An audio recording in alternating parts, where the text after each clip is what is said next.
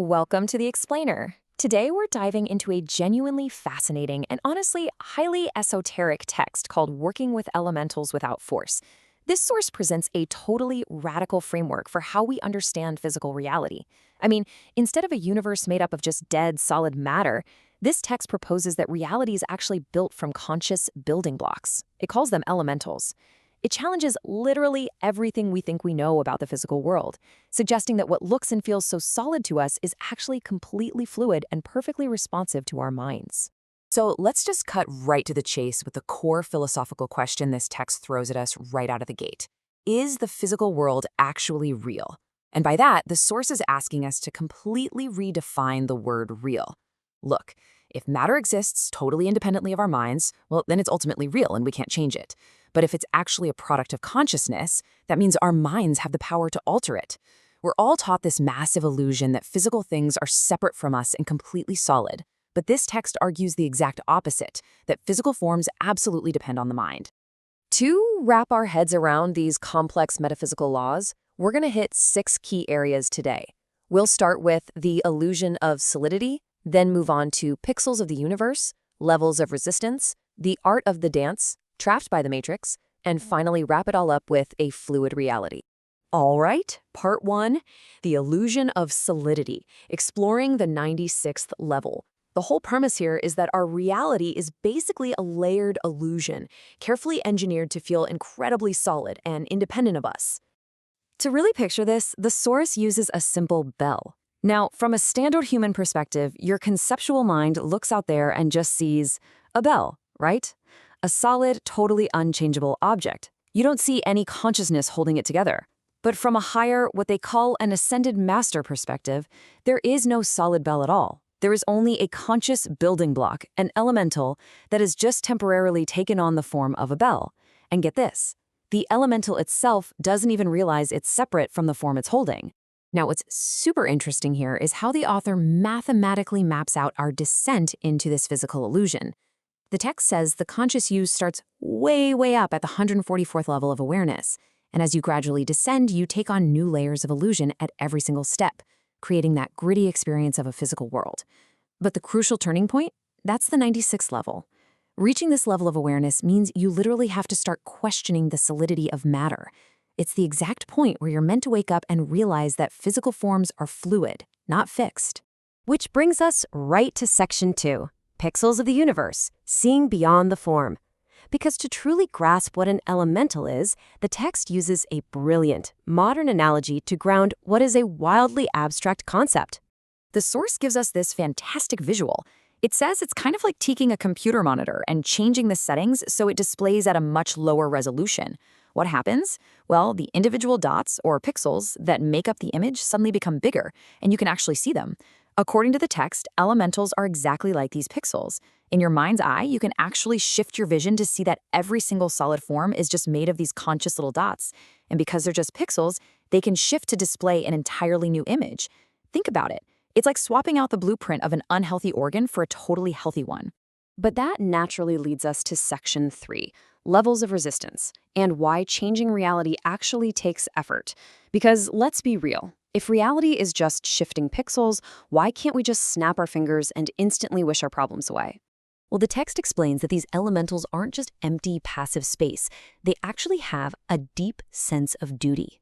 Once an elemental takes on a specific shape, it genuinely believes it is its absolute job to hold that exact shape forever. It clings to it, and this creates a huge inherent resistance. It's a sort of metaphysical inertia that completely stops reality from just bending instantly to our passing thoughts. So the really key takeaway here is that this resistance varies wildly depending on which kingdom the elemental belongs to. For instance, earth elementals, the ones that outpicture things like rocks, have immense resistance. We're talking a level 90 here, because rocks basically stay the same for millennia. But biological elementals, like plants at a 50 or your own physical body at a 30, they are a completely different story. They're deeply accustomed to cycles, growing, flowering, aging. Because they already expect constant change, the text says it is significantly easier to coax them into taking on a new, healthier form than it would be to change a literal rock. And understanding that built-in resistance brings us perfectly to section 4, the art of the dance, changing reality without force. This is where we uncover the core methodology the text gives us for actually altering these elemental structures. The source draws a really stark line here. It explicitly warns against using what it calls a force-based approach.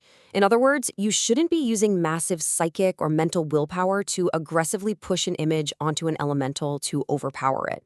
Now, the text notes you technically can do this, but it is not the highest way. Instead, it strongly advocates for a non-force-based approach. We're talking deep acceptance, recognition, and gently dancing a new image right into reality. So here is how this beautiful process actually works. First, you receive the image, this immaculate blueprint from a higher realm. Then, instead of forcing it, you gently pulse it downward, allowing it to descend naturally to your identity mind. Next, you connect with the elemental, totally without resistance. You're just recognizing it as a unique entity. And finally, you dance. You progressively and gently play that new image down into your mental, emotional, and physical levels. Because you accept the elemental without any force, it accepts you, and in doing so, it effortlessly accepts the new image. But, as we all know, things don't always go that smoothly. That brings us to Section 5, Trapped by the Matrix, when elementals push back. The text is very frank here. This gentle, peaceful dance approach doesn't always work, especially when you're dealing with broader society. The author uses a highly relatable metaphor for this. Think about it.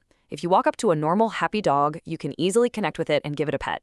But you absolutely cannot connect with a fiercely angry, snarling, barking dog. You'd pull your hand back, right?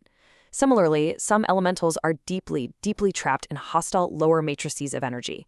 And when they're stuck in those lower matrices, they cannot connect to you, and you definitely cannot easily play them out of it. The text actually takes this a step further, introducing the concept of a collective beast. It uses extreme religious fundamentalism as a prime example. The source argues that malicious external forces, which it calls fallen beings, can essentially hijack and imprison large groups of elementals. They brainwash them into projecting immense societal hostility and rigid beliefs. So that angry pushback you might feel from certain dogmatic groups, the text argues it isn't even naturally coming from the humans themselves. It's coming from these enslaved elementals projecting a forced rigid matrix. Okay, so this is all incredibly fascinating theory, but how do we actually use it? Let's move to our final section, number 6, A Fluid Reality, Practical Takeaways for Everyday Conflict. The most powerful psychological tool the text gives us here is depersonalization. Whenever you encounter irrational anger or hostility, even from your own family members or friends, the source says you should view it as the energy of trapped elementals, not a personal attack from the human being in front of you. Once you realize the person is just being overpowered by an external matrix, you don't need to take it personally anymore. You don't react with anger. You stop that downward emotional spiral in its tracks. By remaining totally neutral and undivided, the text claims you literally become an open door, allowing higher positive forces to step in and free that elemental from its hostility. And that brings us to the end of the explainer, leaving us with a truly profound and optimistic takeaway from the source. It boldly asserts that there is absolutely nothing in this universe that cannot be changed. Why? Because everything is just a temporary matrix held by an elemental, and every single elemental can receive a new blueprint. So I'll leave you with this to chew on. If physical reality is truly just a fluid collection of conscious pixels waiting for direction, what previously unchangeable part of your reality are you going to peacefully dance with today?